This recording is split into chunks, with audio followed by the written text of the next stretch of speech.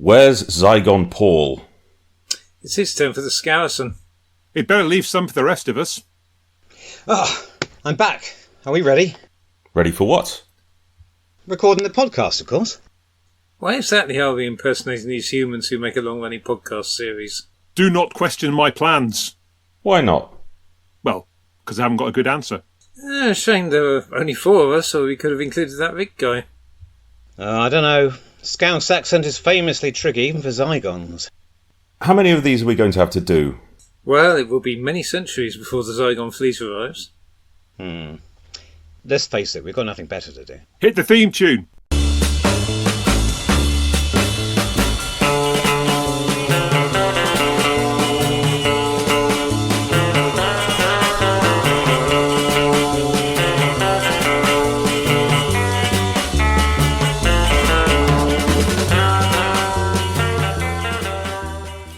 Welcome to the podcast where we take something old, a Doctor Who story from the original series, compare it with something new, one from the new series, and add something borrowed, that sketch, to make Something Who. Hello, I'm Richard, and we're back with Something Who podcast episode 117, where this time we're looking at 2 stories with those shape-shifting lactose enthusiasts, the Zygons.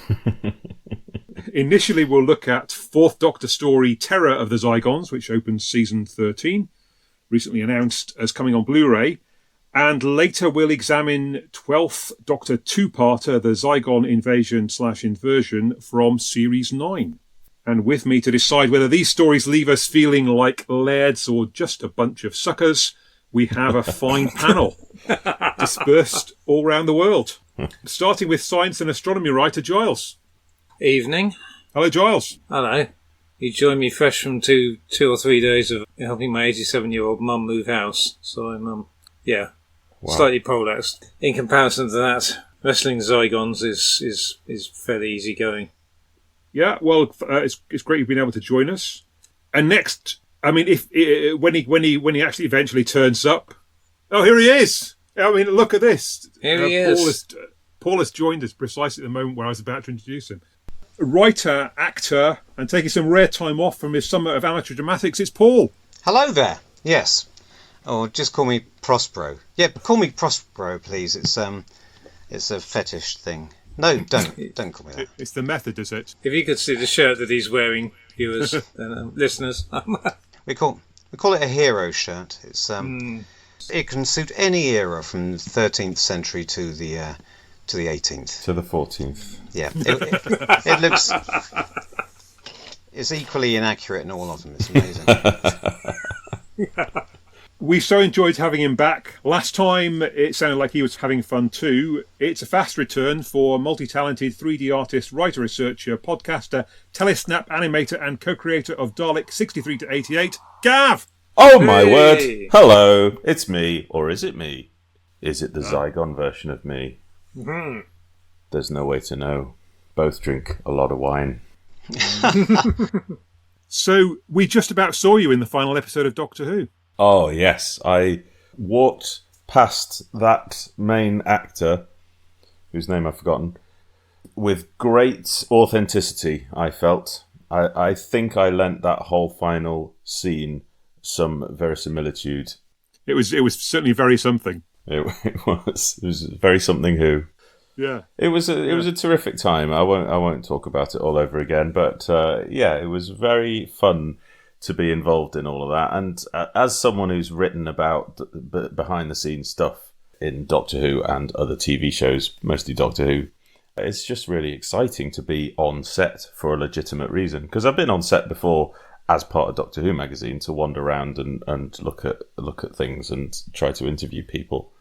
But it's really interesting being an employed member of the production and not being spoken to because I'm either a fan or related to a licensed product, and I'm like a mole, just blending into the background, watching all the processes.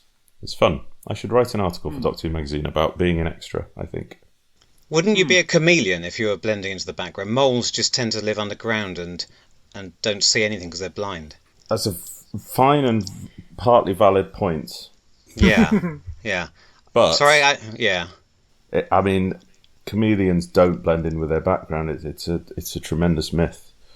The chameleon changes colour based on its mood. Right. You're thinking of a cuttlefish.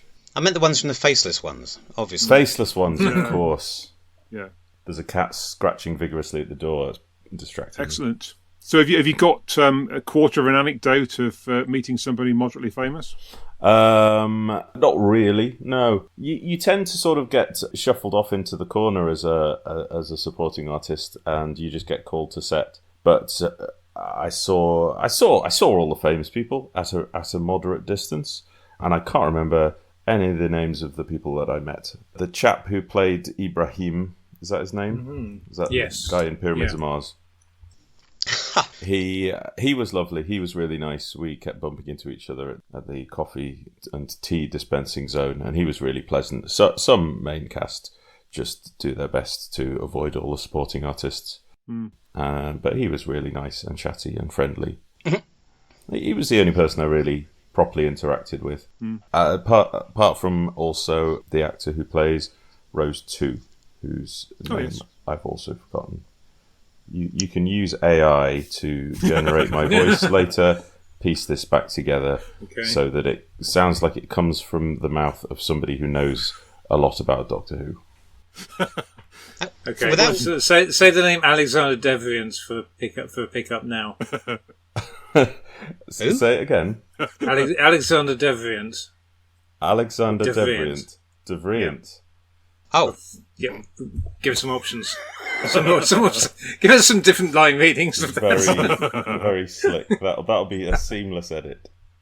Gav, without wishing to open a can of worms, were you there for the original round of filming, not the alleged reshoots? So whatever they involved, whenever they were, whether they existed. My bit was the very end of the original production block. So I think it was pickups of the scene where the unit base is under attack from the bone creatures. So we did a lot of Star Trek style tumbling around, and then the Doctor does his big speech and leaves unit headquarters and says, "I love you," and goes off to his flying moped. So everything that I filmed was in the episode with no changes. So anything that may or may not have been done subsequent to that, all the rumours of very recent reshoots, that was not reflected in anything that I saw on set. Everything that I did a year or more ago was what was on screen. Right. Oh, well. Excellent. So, let's talk about Terror of the Zygons? Let's talk about Terror of the Zygons. We'll deal with the Zygons later. By Robert Banks Stewart, directed by Douglas Camfield. And I'll kick off by saying 1975 is the first year I've got strong memories of watching all of the stories from that year. And although we now think of it as seasons 12 and 13, I mean, actually, it was rarely off screen during that year. Although Revenge ended in May, we had the repeat of Ark in Space in August, and then Terror kicked things off in September. Yeah, there was a lot of Doctor Who on that year, and I was loving it. As a 7-year-old, I was very happy to watch lots of Tom Baker and Liz Sladen. Yes, an attitude that does you credit. I was happy as a 7-year-old to watch lots of Tom Baker and whoever it was. Mary Tam, I don't know. Yes, yeah. No, this was too early for me. I probably encountered it first through the second Doctor Who Monster book. Stuff like that, possibly. Yeah, things like that, and then the target novelisation and what have you. I'm trying to think when I've seen it. Probably saw it on video around the time. When did it come out on video? 89. 89. Yeah, okay, that's 88. That's November 88, I think. Okay, it's just about the sweet spot for when I finally had a VHS. So, there we are. Richard is holding up his copy of the Doctor Who Monster book. Original, or is it the second? This is the second, yeah. Oh, it is the second. Right, okay. Good grief, I don't think I've got the second Doctor Who Monster book. I think it's possibly the only piece of merchandise I haven't got. Am I missing out? And I've got Doctor Who Discovers Cavemen. Oh, blimey! Or is that the one they didn't print? I guess I must have read. I guess I must have read the novel of this. I don't have strong memories. Is it a good one? It's a good one, isn't it? Weirdly, I don't remember the novel of this either, and I think I must have read it. Maybe. Yeah.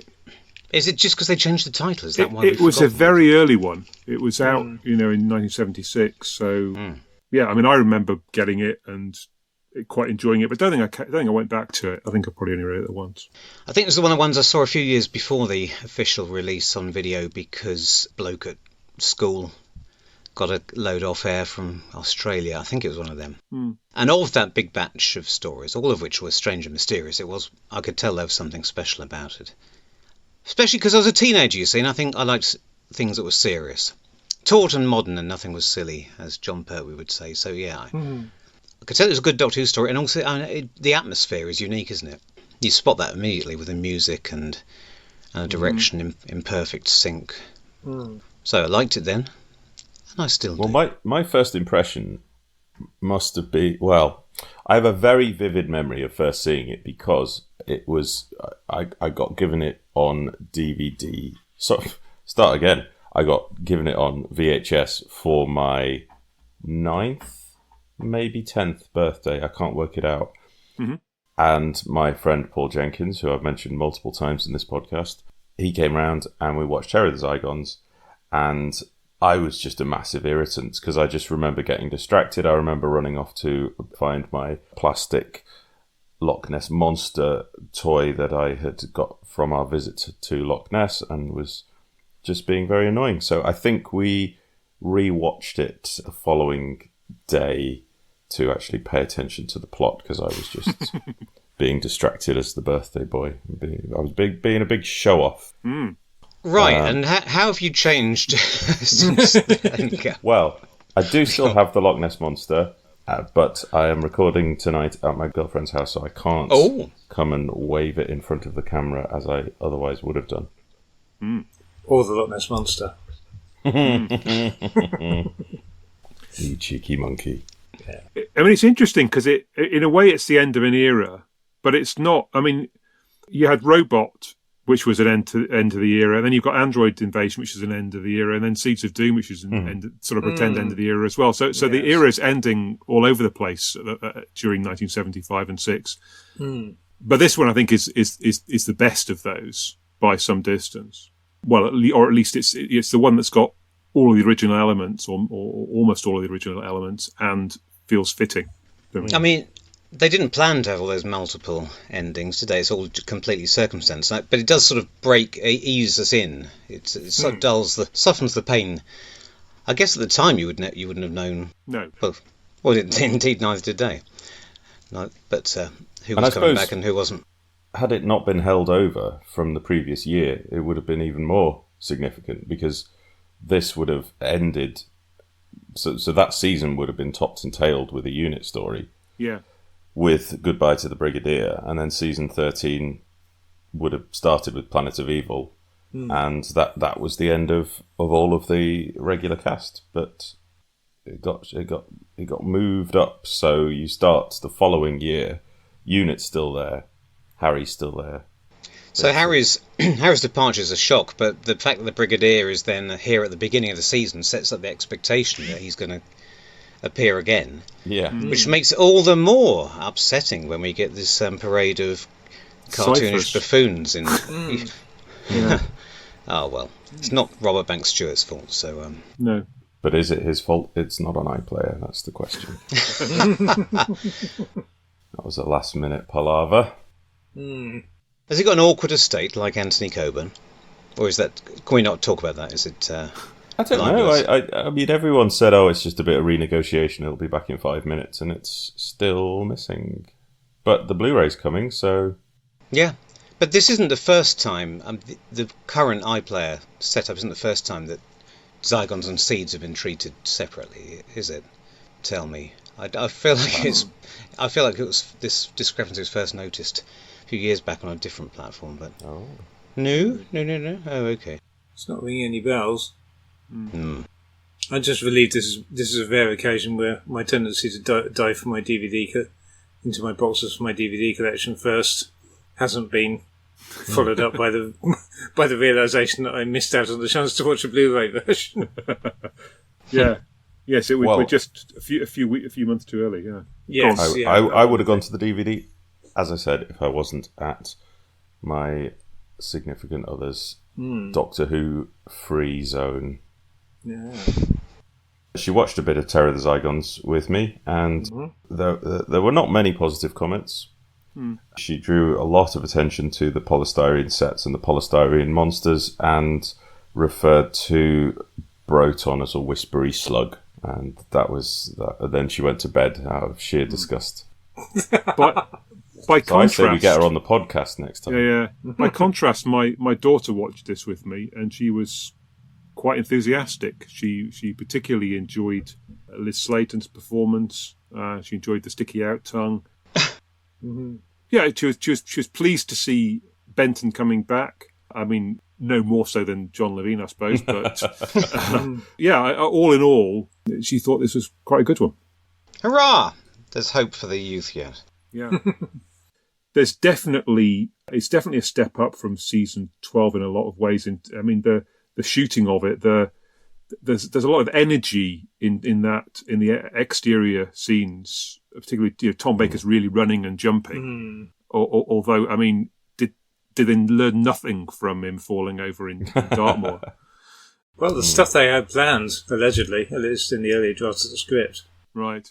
Whichever episode it was, would have culminated in with the Doctor on a boat in the middle of Loch Ness, and the Scarrison surfacing and knocking him into the water. Wow. All right. Apparently that was, I'm not sure whether that was deemed technically too complex, but I think Tom Baker was apparently quite glad to get out of that one. There's Robert aiming high. Banks, Stewart, not Holmes. Yeah. Thinking he's got an Avengers budget and he hasn't. Yeah. But yeah, this does, like you say, it immediately feels different, and it feels it has gravitas. Now, for possibly the first time ever, I watched the two stories we're talking about tonight in reverse order. Partly because I had a sneaking suspicion my evening was going to come off the rails, and I knew Terror of the Zygons well enough to think if I hadn't got the chance to see it, then it wouldn't matter. So I watched the Zygon Inversion first. And thus creating your own Zygon Inversion. Very good. Oh no. And I only mention it because I've got a lot to say about the tone of the Capaldi story. And so a lot of my notes on the Terror of the Zygons, are in contrast to the new series story rather than the other way around. And one of the things that I noted was that the atmosphere in Terror of the Zygons is foreboding, and the Doctor has gravitas, but it's still fun, and the Doctor has multiple moments of lightness, and the cast are clearly having a nice time, and it doesn't undermine any of the sinister undertones. And I felt that was such an important mixture that defines what's so wonderful about this particular era, the Hinchcliffe, Bob Holmes era, that they talk about trying to recapture in that period of the Capaldi Doctor Who, but that somewhere along the line there's some magic missing when it's tried to be replicated, and here it's an adventure serial with a serious. It's a family adventure serial with a serious twist, and I think the tonal balance is absolutely perfect in this story. How it moves from the unsettling shots on the moors in the fog to the more fun scenes in the pub, and everyone just strikes the right note. None of the silliness undercuts any of the seriousness. They don't conflict with each other. Are you going to go on to imply that was not the case in the sequel? the long-delayed sequel. I Or do we have to wait till we get to the second? Let's wait and see about that. I mean, I was going to say that I think the difference here is we've got a proper grown-up cast as well. You know, I mean, Liz Sladen, I guess, is probably pushing 30 at this point. Ian Marter, perhaps the same. I mean, there's no sort of boys and girls in this, are there? I don't know about Jenna Coleman. I suppose she's probably in the mid-20s, but I wouldn't personally have said that was one of the biggest differences. I think the big difference for me is in the treatment of the main villain adversary, but we'll have to come on to that, won't we? I fear I'm in danger of having inverted the whole podcast by throwing forward to the yeah, well, I would chastise you more soundly, except I did the same thing for the same reasons. You may not have warned the listeners about my technological disasters today, but yeah, I didn't think I'd end up having time for terror. But you've seen it before. And it is interesting. Yes, I have seen it before, yeah, at least once or twice. It is interesting. Broadcast. The atmosphere is interesting, isn't it? And whether or not they were trying to recreate any of that. I think the structure is interesting. It's the proper classic Doctor Who, as you said, adventure serial structure. There's mystery, and it progresses with each episode. The mystery moves on. There are revelations. The new ones, it opens out quite quickly into quite a complex story. And I'm not saying it spins its wheels, but it sort of moves forward in a rather spidery tree-like way, and without. yes, It's not quite as satisfying a watch. It's not a classic dramatic structure in any way, and also quite a lot of locations vying for attention. But anyway, we'll have to come back to that. I suppose this is an example of the classic simplicity of old school Doctor Who, but this new writer gives us a particular spin. I mean, it's too pat to say that it's too pat that he thinks to say that he writes it like the Avengers, and that's why his two stories stand out, that they're more violent. But in the way in which it works, it's because he's used to blending drama and action and comedy and big ideas. More so with Seeds of Doom, I guess. Some people don't like it because the Doctor's slightly askew from his normal character and gets more involved in violence. But I think all of that, to the extent that it's true, is less apparent here, isn't it? I don't know. I mean, I find them kind of similar to Pyramids, I guess I would say. Sorry, but go on. Don't let me distract you. The other thing that's odd about it is that for a story which I realised this time, well, unless I'm wrong, which I thought for the first time this time is so obviously just a vehicle to bring the Loch Ness Monster into Doctor Who, they've put a lot more thought into setting that up and creating a world for it to exist in and a reason for it to be there. I mean, I don't know. It would be too much of an easy target to compare it to Time Lash, wouldn't it? In terms of the plausibility of reasons why such and such a creature might be the Loch Ness Monster. But I mean, almost the extent that if you take the Loch Ness Monster out, you haven't really lost that much. Certainly not the gimmick of it being a Loch Ness Monster. You'd probably still need to replace it with a large creature.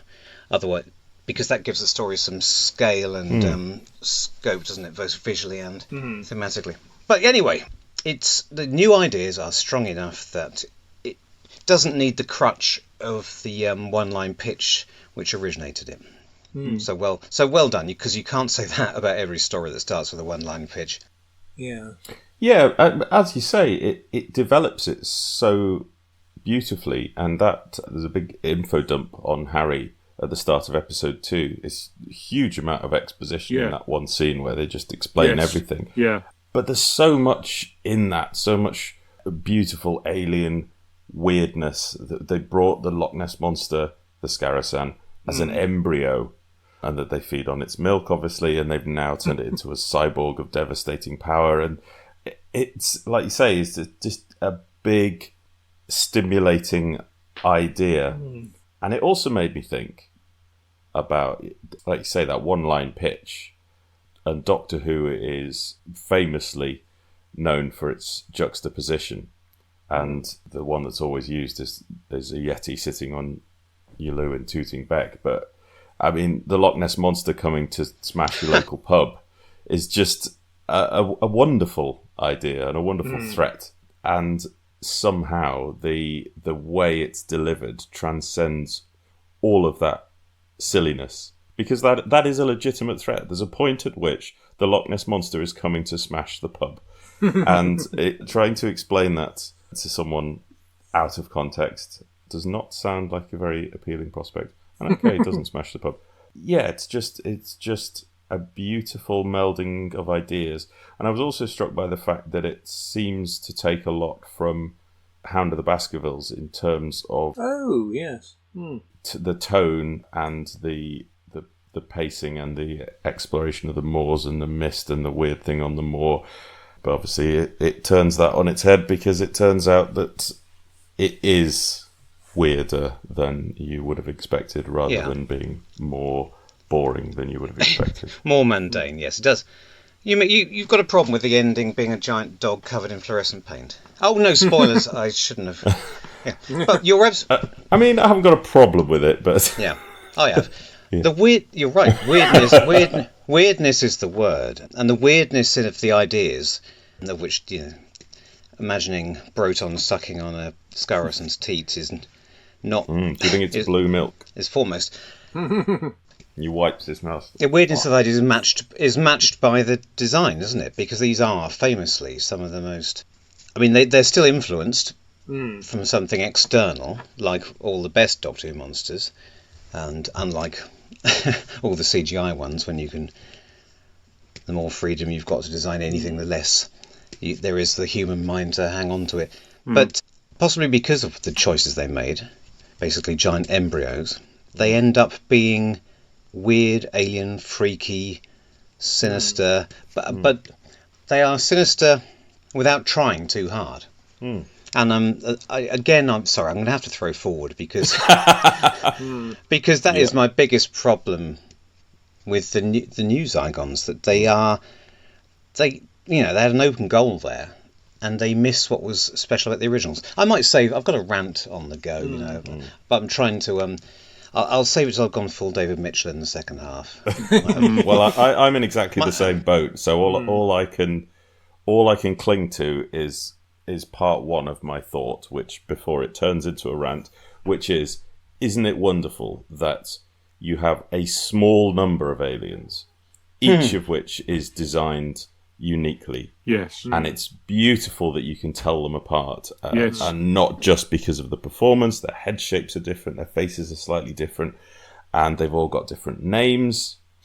In fact, I noticed something for, I think, the first time. So I knew that the Zygon name Madra is dropped in when the one when it vaporizes. Madra is dead, vaporize, whatever the line is. But possibly for the first time watching this tonight, when the three Zygons in human form realise Sarah's gone into the tunnel, and they're helping Nurse Lamont, the two fellas are helping her, and the Duke says, "We'll take Odda below and alert the crew." And I had never spotted the other Zygon name, Odda, before in the dialogue. And maybe I'm the only one. But I just love that detail that it's not... So which one is he? I mean, does he live up to his name? You can only imagine how odd he must be if he... It's the weirdest Zygon. Yeah. But yeah, small crew of Zygons, all unique, all distinct, all with personalities, none of whom particularly behaving like monsters, other than the fact that they loom out of the darkness in sinister ways just because they're weird shapes. And it's there's the same thing with the Sea Devils and the Silurians. The whole point is they look like monsters, but just because something's different, it doesn't mean it's not a person of some kind. And so you get... So I love the fact that the Zygons in their human form don't dispense with all of their characteristics and bits of personality when they become normal Zygons, and they're chatting and questioning Broton, and there's not a great deal of incongruity between the two forms, not to throw forward to future rants. But the other thing, obviously, for the first time you see this, so the opening, not the very opening scene, but the first scene in the inn with the Duke and the Mr. Huckle. First time you ever see it, you don't know that the Duke is a Zygon. And then watching it again with that knowledge, it's very unsettling to think, Broton has been entrenched in this culture. I mean, it's a bit uncertain when he took the Duke's place, but he obviously, it's just the fact, regardless of when the change happened, it's the fact that Broton is trading petty insults in a local pub in order to maintain this pretense, albeit not especially well, because they're all a bit suspicious of him. But it's just unsettling and sinister, and I like that. I mean, that's the Invasion of the Body Snatchers sort of integrated impersonating thing, which Terror of the Zygons never does to unsettle the audience. It's only ever done to unsettle the characters. We are never in any doubt watching it, or we're never meant to be in any doubt once we know the shapeshifters involved. We're never in any doubt as to who we're looking at. Even the scene where Harry turns up in the pub, we know immediately that something's afoot. Do you not think that the Duke is an exception to that? Because all of the others do little bits of shady acting. Like, I mean, the nurse is up clearly, without being overplayed. We're clearly supposed to be suspicious of her, and the others she's doing Salatine acting, isn't she? Sorry, keep going. But as you say, you is there really any clues? There's no overacting from John Woodnut. Well, that's the thing. I mean, it struck me that there were a couple of things there that I know. I take your point about it doesn't unsettle us. It unsettles the character, like the Harry, the sort of Harry's attack on Sarah. But yeah, I did think, hang on, they've kind of throw away the sort of reveal that the laird is Broton. It's just like taken for. By this point, you will have figured it out. Yeah, I was trying to remember. Is there a moment? Is there a moment? I don't think there is. I didn't spot one. It reminds me of Palpatine, where in the prequels of Star Wars, where George Lucas seems to forget that the whole point was that this was a person with two identities, and just sort of drifts into thinking that everyone knows, and that there's no reveal at any point that Palpatine and Darth Sidious are the same person. And I do wonder, because this was commissioned as a 6-parter and written, written as a 6-parter, and yet I haven't really been able to find out any particular details about, aside from that thing about the plan for the episode 2 cliffhanger. I haven't really found much detail about what actually went missing. And Holmes and Banks Stewart worked together to cut it down once they that was all part of the shenanigans of moving it to the front of the next season and adjusting the episode counts. But I do kind of wonder, are they ghosts of the structure of... Because the thing that really got me wondering, and in the production notes they mentioned why Holmes wasn't that keen on doing 6-parters anyway and didn't feel they worked, which is slightly odd coming off the back of Genesis of the Daleks, which you'd think is proof that a 6-parter, like with a single story, really can work. Then when we get Holmes's other, when he has to do a 6-parter subsequently, whether he's writing, well, I guess it's Seeds of Doom and Talons, and then Invasion of Time obviously inherits this idea of doing 4 and 2 one way or another. And I did wonder, and then it's really Armageddon Factor, about which I can't really remember much about, whether Armageddon Factor then gets back to doing a kind of continuous story, and Charlotte, I guess, tries to do a continuous one. But what I did wonder was noting that, like, the end of episode 3, the Zygons take off in a spaceship, and we have quite a bit of following up in Scotland, but the scene of the action has shifted to the Zygon spaceship and their planned attack on London. And I wondered, is that a bit of a trace of, would that have been the episode 4 cliffhanger? Was there a shift of scene Yeah, the at that dogleg point to kind of keep. The plot becomes the London electricity meeting, or whatever it's called. Yeah. The Energy Commission. Stopping the House of Parliament being attacked is the final two-parter. Yeah. And I just think, because it does that 3 and then 1, and I wonder if that is that a ghost of a 4 and 2 structure that maybe they kind of worked out between them. Yeah, 4 and 2 is never as good as 2 and 4, is it? Not that we've got that many examples to compare it to. Because Talon's is 5 and 1, in my opinion, isn't it? So for another thing. Yeah. So, supposedly, again, this is me reading what was in the production notes. So supposedly, considering we all rate this story so highly and think, okay, Robert Banks Stewart is top tier Doctor Who writer, I guess. And okay, you might differ in his opinion on what's Doctor Who, but supposedly they all got together and did the script reading after they'd done the location choosing. They did the table read prior to the studio sessions, and the actors were really, really not happy with the quality of the script. And Dougie Canfield sent them all away in 2s and 3s to workshop what we actually ended up getting on screen. Wow. Apparently. Well, unless he did it again with Seeds of Doom, I'm unconvinced as to what they would have changed or improved.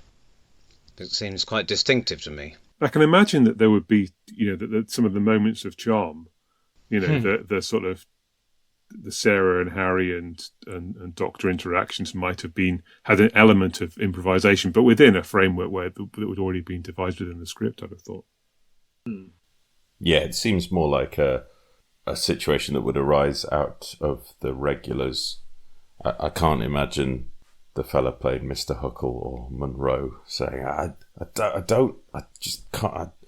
don't believe the lines I'm saying about the haggis.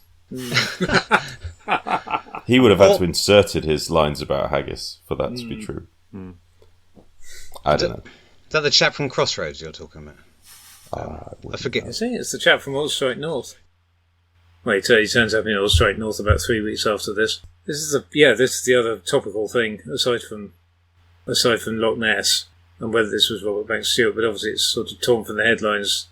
North Sea oil boom, and the first oil was pumped out of the North Sea, like commercially, in the week before this went on air. Right. Wow. Good heavens. And Oil Strike North, BBC's famous second and less successful attempt to do a big story about oil companies. Yeah, that actually started broadcasting 4 days before episode 1. So I think we might be lucky. I was thinking, if this had been a couple of years later, we could have had a Dracula situation here. Where came in and said, "We don't want you taking the piss out of North Sea oil." A prestige oil drama. Yes, yeah.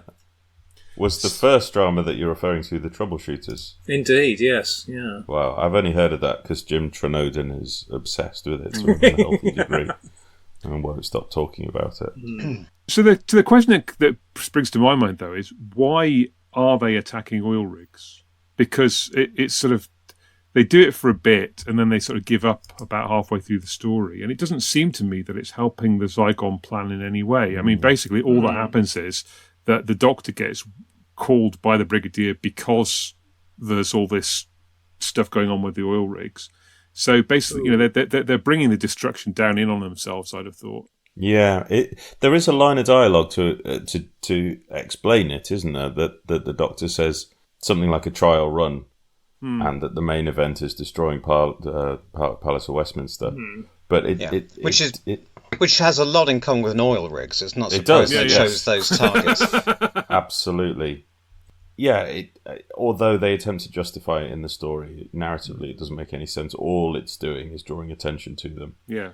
And ultimately, it leads to their downfall, because if they hadn't been mucking about with oil rigs, they could have just gone straight to unleashing the Scarison on the Palace of Westminster, and everyone would have been caught on the hop. Absolutely. What a gamble. I mean, Broton doesn't seem to have much faith in the Scarison, does he, if he needs that many test runs? So I'm imagining some sort of farcical comedy version where they go straight for the House of Parliament and it goes the wrong way, or I think the Doctor hypothesises that it's something to do with they built an oil station of some sort in its path, and so it's been wandering around quite happily for centuries. There's a little bit of Sea Devils. But yeah, echo of the Sea Devils in it, isn't there? I wonder again with this whole thing about with the whole thing about the Sea Spark cutting down. I mean, this is entirely me spitballing, but given that we end with the International Energy Conference, I wonder whether there might have been a far more sophisticated reason why they were attacking oil rigs that then would then have led into the Energy Conference. Possibly triggered that in order so the whole thing was baiting the trap, so that they would get the Energy Conference with everyone coming together, so they could then presumably wipe out all world leaders in one go or something. Yeah, that's the Day of the Daleks situation. I was about to say it's like the typical Pertwee six-parter formula, and then you reminded me that you can do it in 4. I think in 4, yeah. It's what I always associate it with Russell T Davies, really, starting the story of the big, exciting thing that doesn't really pay off, but you're supposed to have forgotten that by the time Mo gets to where it's going to. But maybe they did it a lot in the old series, I can't remember. No, they didn't, did they? No, not so much. There was, I mean, while we're on the energy, oil question mark, global warming has been acknowledged long enough for it to have been a feature of Terror of the Zygons, but because of the dialogue in Zygons, I did wonder whether they could have dovetailed into the Zygon invasion, because Broton says the polar ice caps must go, mean temperatures raise several degrees. So is there a missed opportunity to suggest that Broton's plan had already been successfully implemented over the last couple of centuries? So despite Broton being defeated, his terraforming legacy was then becoming available for the arrival of the Zygon fleet as our climate is now knackered. Not to feed the climate conspiracists, but to suggest that it's not human intervention, it's the Zygons. It's the Zygons. A big machine at the bottom of Loch Ness that they turned on. That's how Chibnall would have done it. He'd have written a story where it turned out that there was no man-made climate change at all, and not realise there was anything wrong with that, and had the doctor blame the climate activists. Should have strung up Greta Thunberg or something. What a strange, morally ambiguous era that was.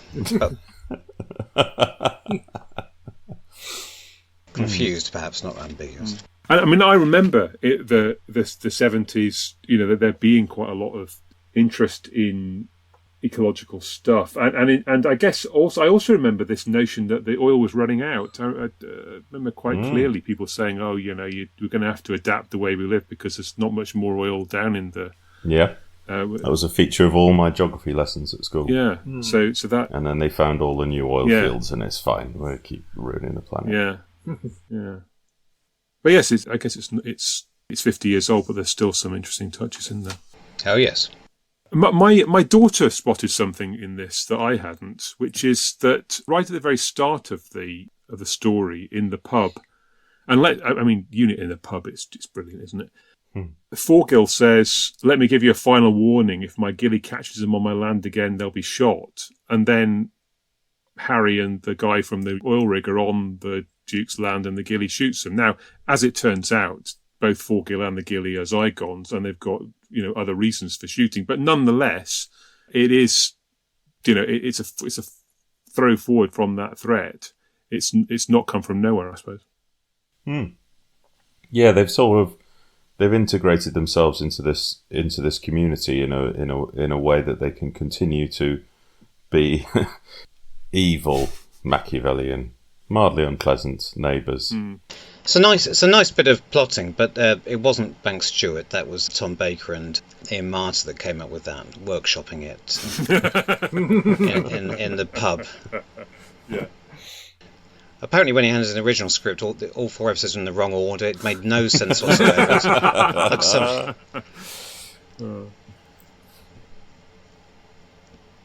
It's tricky when we all like a story, isn't it? Oh. I guess the other thing that I realised I was confused between Android Invasion and Terror of the Zygons because of the reveal of the Zygon at the end of episode 1. He just sort of jumps out and goes, ah! Whereas the alien in... Kralls. Yes, yes. Yeah, it's a little bit more subtle than that, isn't it? Well, not much more, but very slightly. Yeah, but also less effective. Yeah. Oh, yeah. But much weird more. Thing where it's looking through a window. That's right. Yeah. Yes. Yeah. No, I mean that's another whole story. The fact that we get two body snatchers, spooky duplicates that close together. Not since Silver Nemesis and Revenge of the Daleks. Yes. I'm doing my own inversion there. Yeah. Has there been such a bungle on the part of the script editor? But as well as the major theme, isn't there also a hidden camera in a pub in both stories? Or is it in the dartboard or in Invasion, in Android Invasion? Or am I talking out of my a-hole? I'm inventing a lot of stuff this evening, aren't I? Maybe it's just stuff I want to see. I've always wanted to see a story where in the bullseye of a dartboard there's a hidden camera. There's definitely pubs. There's no question about that. If I owned a pub, that's where I'd put it. Yeah. And the hidden camera. Benton is remarkably competent in this story. I mean, not only does he work out which switches you have to flick in order to get that door to open, but just sort of generally, he's wandering around making the right choices and so on. He's not the sort of bumbling oaf that you tend to come across in mid Birtwee. Camfield. Yes. Beating him into line. Yeah. Of course, because he was in the invasion, yeah. I think Camfield's work in this is generally brilliant. I was particularly struck by the early shots of the Zygon ship, where you've got these beautiful dissolves backwards and forwards just as they're manipulating the controls, and then there's a really nice focus pull into the foreground as one of the hands comes for the tentacle. And the pacing of it really ramps up at the end of episode 1. The combination of that music, Jeffrey Burgon, is it? Jeffrey Burgoyne. Yeah. Well, I got confused. Is it Burgon or because Victoria Burgoyne is another anecdote, isn't it? I was just imagining how Tom Baker would have said it on the Tom Baker years when presented with Yeah, the music is Roger Murray Leach. Sensational, and particularly striking when Sarah is exploring the tunnel. And there's a really weird bit that almost feels wrong, where the music of Sarah exploring the tunnel, and it's got this sort of weird vocal melody, continues over the shot of the cutaway to the Jeep travelling down the road, and then it cuts back, and it just creates this sense of unease as events reach their conclusion. I can't speak highly enough of the music. I just think it's absolutely fantastic, and that's not a knock of Dudley Simpson, but just something really special happens with a lot of these scenes, and Camfield's directing and that music. Could only have been better if he'd used a bit more Crumhorn. That's how you create suspense and atmosphere in Doctor Who. But yes, no, it's astonishing. It suits this story slightly better than Seeds of Doom. I keep comparing the two because I associate those tones so strongly with this, the Moors and the paranoia, that it feels slightly wrong in Seeds. But of course that's how ungrateful I am. Oh, and his location work on film, of course, is unmatched, isn't it? Camfield. Maybe did you say that? I meant to add that in. Yeah, and that scene, the scene where the Doctor's chased by the Scarasan, okay, it doesn't always come off shot by shot, but as a whole, it's ambitious, and it mostly works, and the fact that a stop motion is used to animate the Scarasan, combined with puppet shots and stuff, there's not a lot of stop motion in Doctor Who. I thought of a couple, and I crowd-sourced a couple of other examples. And if you want a small quiz, how many examples of stop-motion animation can you think of in Doctor Who? Medusa. Correct. So that's the obvious one. This is going to bring the discussion to a shuddering halt. Well, I think the War Games, the box. Oh, very good. Oh, yes. Rob Ritchie came up with the tomb in Tomb of the Cybermen, where all of the snow comes off. He also suggested the virus in the moon base, but John Kelly shot him down and said, that's just animation. That's not stop-motion animation. Understand the difference, you idiot.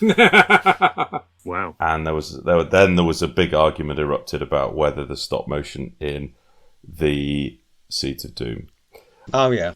But yeah, I just think that's a really ambitious scene. I think a lot of directors would have just said, no, just let's not do a shot of a giant Loch Ness monster tramping across the moors. And Tom Baker really sells the idea that thing has got stuck into his hand. Oh, it makes me wince every time. Yeah. Yeah. And earlier, that shot with Ian Marter as well, Zygon Harry. I mean, all of that is played absolutely earnestly. For a family tea time serial, that's quite nasty. I mean, there's nothing that happens in it that actually goes beyond, but still, it's quite psychologically disturbing. And you get blood with at least with Nurse Lamont as well. Yeah, the big Your actual bloody wound surprised me. Does that mean Zygons have red blood, or do they produce red blood when pretending to be humans with red blood? Something to worry about later. It has to be said that Hinchcliffe was presumably less impressed with the finished result, given that he then supposedly mandated the change of title after all the prehistory of it being the secret of Loch Ness or various variants on that. Doctor Who meets the Loch Ness monster. Yes, yeah. Let's just drop that from the title. Come up with some generic terror of the suddenly of the something's title. On the other hand, I guess it's to be, maybe one should look at it more as he spotted that the Zygons were a great monster and wanted to emphasise them. It's a shame that after all of that wonderful model work and film, reasonably good model work, I mean the spaceship's terrific as well, that it all goes tits up because they use CSO in the last episode. But I suppose it's only because it has to appear behind leads, is it? There's an unfortunate confluence of things in that. There's the hasty nature of the set where they throw the thing into the river. There's the shot of the river. There's the comedy sound effects of the ambulance and the car screeches and the screams in the background, and Tom Baker going fetch it, and throws the thing. Yeah. And the icing on the cake is the unfortunate shot of the Loch Ness monster chewing the thing. So I think if any two out of those four elements had been made a little bit more credible, then we might not squirm quite so much at the finale of this otherwise beautifully put together serial. Technical question: would somebody have been operating that puppet in real time while the actors were on screen, or could they play in? Because it doesn't look. Because if they could have pre-recorded the Scarrison puppet, then it could have been a hell of a lot better. It looks like.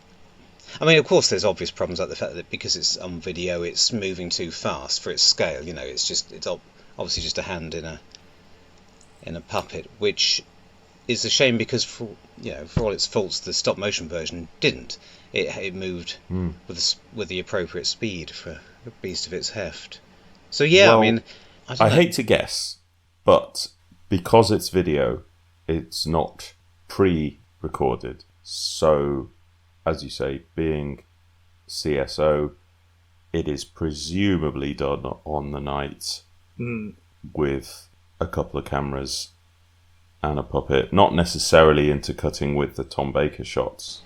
Yeah. But I would presume that it's all fairly hastily done. What a shame. Live. I mean, I suppose you could compare it to the techniques they use in Invasion of the Dinosaurs, which I now can't remember. Do they have filmed model scenes? CSO yeah, does the that's a mixture. They do pre-film stuff, and they do on-set CSO, like Sarah in the hangar with the T-Rex. Oh well. Do you think we'll get a better version of that on the forthcoming Blu-ray? Has anyone's broken their silence, as they say nowadays, about that?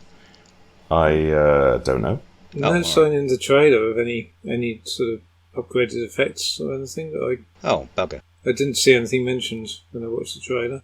Speaking of, how do we feel about the scene that was never in the broadcast version is now in the official release? I mean that scene, the cut scene, does, I guess, explain things a bit better. But on the other hand, because it's bits of it are black and white, and it didn't actually go out, then yes, it's clearly non-canon. It just gives you a bit more of Tom Baker and the Tam O'Shanter, because he ditched it so quickly. It's it's nice to at least get to see a little bit of it. It's not black and white now, son, is it? No. No. And the reason it resembles the start of Invasion is because Douglas Camfield himself supposedly apparently invented it to pep up the TARDIS landing sequence, which was just going to land in its normal manner, basically. And he said, let's do something fun. And then he said, I've seen the invasion, I directed the invasion. Yes, exactly. Then the lighting conditions or something conspired against them, didn't they? Between the two halves of the shots, they couldn't... From what I recall, the survival, or rather reconstruction of that scene is extraordinary, isn't it? It's two different elements, two different magical things had to happen. The silent film was found, and the sound and the audio was found. And Richard Bignell once explained it in an article. Wow. But it's miraculous, you see, so we shouldn't sniff it in. I think it should be mandatory. I think they should burn any copy that doesn't have it. Otherwise, the George Lucas option. Yeah, otherwise it's an insult to the hard work of the people who that colorization bloke and everybody else. Yeah, I'll start a petition for that. I think it'll go very well. It's John Woodnut, isn't it? Not John Woodvine. John Woodnut. It's definitely John Woodnut. He's lovely John Woodnut. He's terrific. Yeah, he's quite the style. Again, he's got the fur coat. He's got the +4s. You know, I mean, the Duke. He's not a stuffy aristocrat. He's definitely trying to show the people of Scotland he can show a bit of style. Something about the characterization he's chosen means that it can be tweaked. You can have this slightly acerbic, eccentric real laird. Duke. Who are we talking about? What's his name? The Duke. Duke of Forgill. Duke of Forgill. Yeah. And I think he's a laird as well, but yeah. And just turning down his humour and his warmth and his twinkle slightly gives us an evil enough Proton without having to without having to actually play the evil in an obvious way is terrific. So the difference between the two, while clearly noticeable, is closer than what you'd usually get with an actor being forced, being given the opportunity to play diametrically opposed versions of the same character. As late as episode 3, you've got Sarah being left alone with the Duke, and you're sort of thinking, oh well, because it's Broton, she's going to be in trouble, and then it turns out that it isn't a problem at all. He just leaves her alone to discover the secret passage. I mean, and then immediately, or relatively soon after that, Tom Baker appears in the castle, and he sort of sees the passage, goes charging down it, and then you hear the Doctor scream off camera, and he's been got. I mean, that you don't hear the Doctor scream very often. It's quite interesting. Yes. Yep. A bit more foreshadowing of Appearance of Mars. Yes. True. Yeah, I remember meeting John Woodnut when he came to one of our Blue Box conventions, or at least one, back in the day. It was around the time he was playing Sir Watkin Bassett, father of the infamous Madeline. and very, very long-suffering Sir Watkin in Jeeves and Worcester, which was I can't remember any anecdotes about that, but it was a very nice chap, as I recall. And apparently for this he invented a whole sort of backstory to justify to himself, because they wanted him to play it Scottish, or with a Scottish accent. Mm-hmm. And his opinion was, well, a proper duke, Scottish duke, would be Eton educated. Yes. And would have had his any Scots accent drummed out of him. Yeah. So he came up with this entire justification that he was clearly the second son, who had been the second son of a somewhat penurious family. So he'd been educated locally, and then something had happened to his older brother, and as a result, he had become the duke by default. I mean, it's a heartwarming story that this actor put in so much thought into his character, but he wouldn't have needed to do so if Robert Banks Stewart wasn't such a hack. He just handed in half a dozen sheets of toilet paper, as far as I can find out. Don't shoot the messenger. Yeah. The other thing that my daughter noticed was a nice piece of rhubarb acting from Sarah and Harry behind the Brigadier at the start of part 4, where the Brigadier's sort of chatting to somebody and Sarah and Harry are obviously having a conversation, and then they sort of say, oh, well, we think we should have a look around the castle before we go. But it's something and nothing, I suppose, but it was, they were trying to make it clear that they weren't just standing around doing nothing anyway. I used to be entranced by some of the colour photographs from this story in Doctor Who magazine before I'd seen it. But also, there are at least a couple of elements in the photographs that I'm not sure appear very clearly on television. I mean, the obvious one is the microphone hidden in one of Broton's suckers. Do we all know what I'm talking about? You can't miss it in any of the photographs, but is it ever visible on screen, or do they completely get away with it? I didn't see it. Do you know what I'm talking about? Have you ever... Oh, yes, yeah. Richard's never seen it. There are differences in different Zygon toys have been made on the basis of whether or not they've got a silver buttonhole tentacle hole, as it were, for Broton's microphone. So there's been a lot of attempted justification. Well, at least he hasn't got a reel of sellotape stuffed down his jumper. Or so a bit obscure. And the other one is, I watched this on a rather small screen this time, so I couldn't check. When the Zygon Harry that gets skewered by the pitchfork, you say there's blood. Do we see a wound in the Zygon of Eddie, or is it just left to the imagination? Because among these colour photographs that in fact, I think it might even have been a poster on my wall at one stage. There's a Zygon which appears to have a massive slash across its torso, and it's quite upsetting. And I don't know whether that appears in the TV show, or if it's a trick of the light and I've imagined it and it's actually something else. Maybe it's the costume coming apart in the rehearsal shot. Who knows? Like Davros's pink mouth in Genesis of the Daleks. There's definitely a moment in right at the end of the story where the trousers and the top seem to come apart when he falls over. Yeah. Oh well. But is that John Woodvine doing his own stunts when he's shot and I love falls all the over? sound design in that. Which explain why it's a bit inelegant. I know I said John Woodvine, it was deliberate. You're an Easter egg.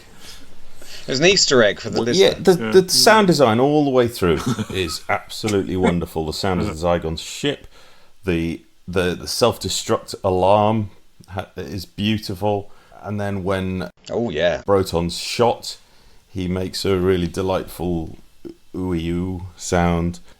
Ooey-oo's just shot me. Ooey-oo? Ooey-oo? Yeah, all the gurgles, and it's just great. It's just great. Really great. It's just great. Really great. Great stuff. Great. Great. It's just lacking. What he really needs is something that would make him look like he should leap out at things. Big scary teeth, and if he comes in,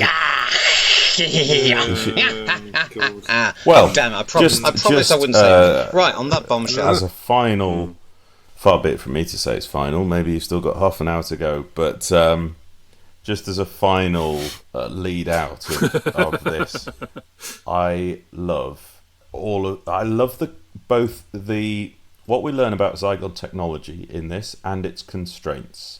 We are told that body prints are Zygon technology. It's not an inherent. Yeah.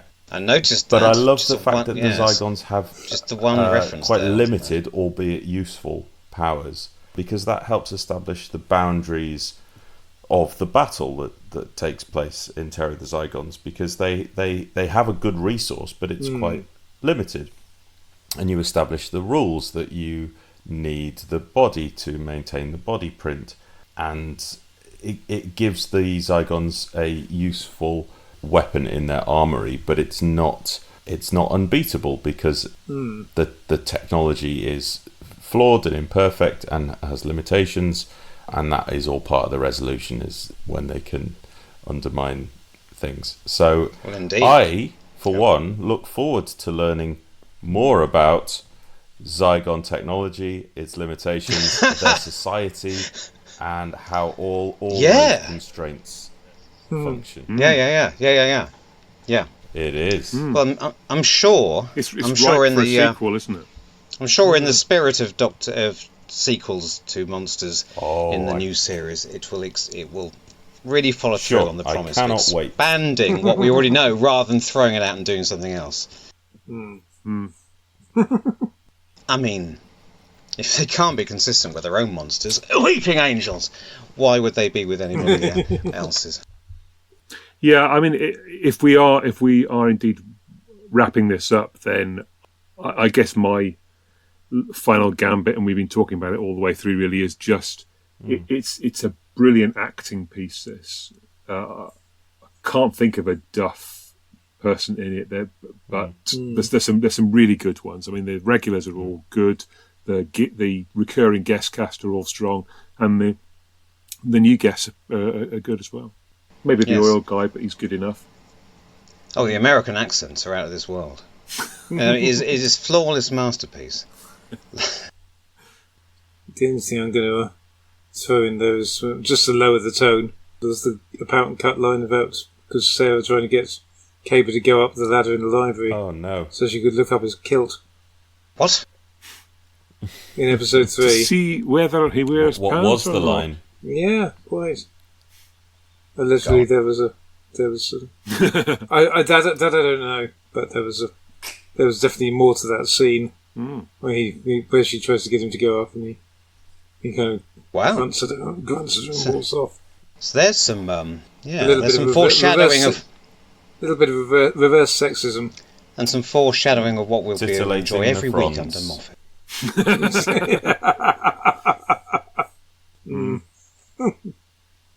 Anything else?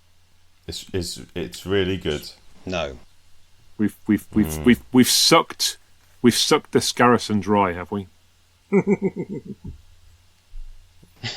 I'm replete. Bit sick actually. It's very rich stuff. Yeah, and of course it's bioorganic, so I don't think my for cyborg. I don't think I've got the right enzymes in my system to deal with it. So yes, indeed. Yeah.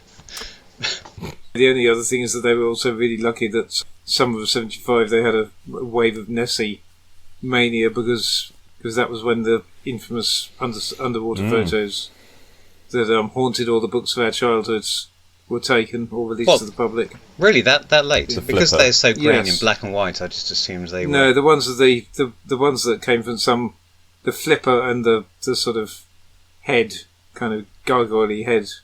I got when I visited Loch Ness, and I got my Nessie that I irritated my dad with on my birthday. I also got a book that had a picture of that flipper in. I was totally convinced. There's no doubt. Photos never in human history have been fake or manipulated. All the evidence was there in front of me. The end.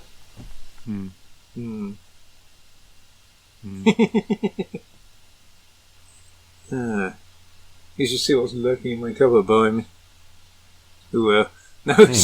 I've got a scrapbook that I picked up on Spitalfields Market years ago, and someone had collected, like in the 30s, they collected all the scraps of Nessie sightings. And there's a bar in Chester that I went to the night before last called the Flat Earth Bar, and they are adorned with Nessie, Yeti, Earth-related flatness paraphernalia. I genuinely don't know what the stance is of the owners, but it is full of rage bait in frames on the wall. I know. Never a dull evening in that pub. If anyone from Character Options is listening, can we have a figure of one of the other Zygons? Because I've got 3 Brosons and it's annoying because there's only one. Yeah, you've got to re-angle them, haven't you? You've got to chisel the top of the... Yeah, chisel the top of the head. I want the other one with a spooky mouth. That's odder. Anyway. Yes, you're telling me, mate. Come on, we've got to end there. If you're in podcast land, then that is the end of this half of the episode. Come back soon, and we'll be doing part 2. As far as we're concerned, of course, we're just going to nip away now for a few minutes and come back and do it shortly. But yes, we'll see you soon. Just got time to get a nice hot mug of lactic fluid. Yeah, absolutely. Yeah, I'll stick with. It's one. nice and Ovaltine. I'll give it that. Same to you. 4 licks. Brilliant! You took the bait.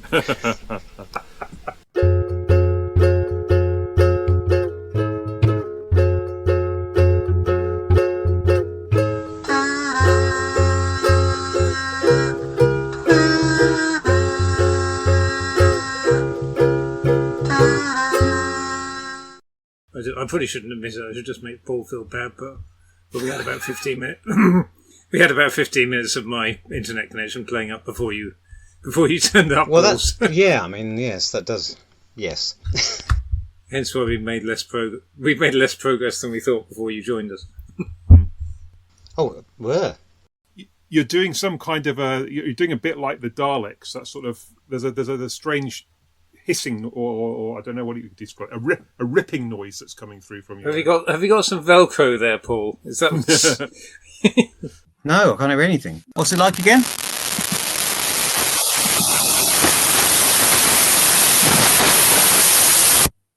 Where have you gone? Every 5 or 10 seconds from you, Paul, it goes. If we can get rid of the nasty Velcro sound, then everything will be great. No, now we can't hear anything at all. Thank God for that. I was about to say, "Oh, it's so much better," and then I realised Paul's lips were moving as well. And yeah. Okay. Is this inspired by a particular scene? I was trying to place it. No. It's inspired by my brain. Yes. Mm. Shall I do it as a Scottish Broton Zygon? No. I think we're just doing it as us, so we're not. I think so. I think that's how it works in my head. I'm not attempting to do a Zygon voice with double the length of the sketch, I guess. But yeah. Sorry for my big pause. I got distracted trying to work out if Rick was Scouse. So did I. Mm. Well, of course he is. Is he? Is he? Where's he I know from? what a Scouser sounds like. It doesn't say... No, I don't. I've gone a bit... We all know what Phil Morris is that a joke? Is that a joke? He comes from Liverpool. Ah, okay. I thought he was from the Black Country. John, Paul, George and Ringo. Well. Yeah. Slightly sliding.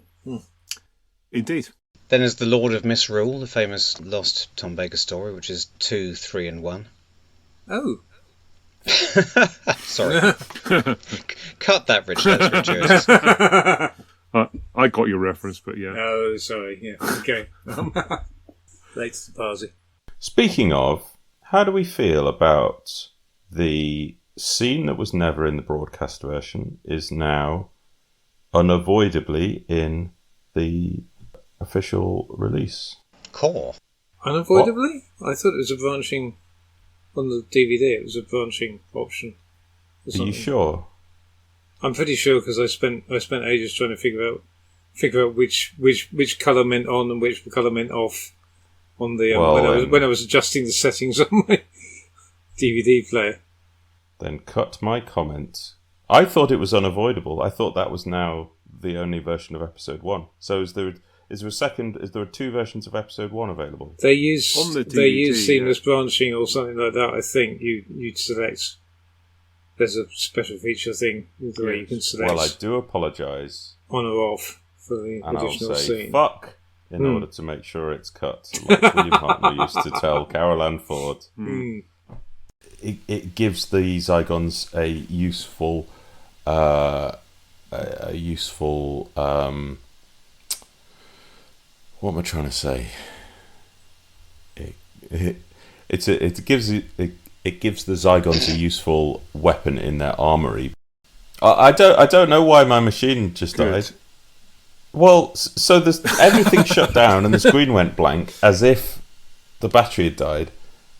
But it is plugged into the mains and the battery is at 100%. So the only thing I can think of is that it may be overheated, which is odd.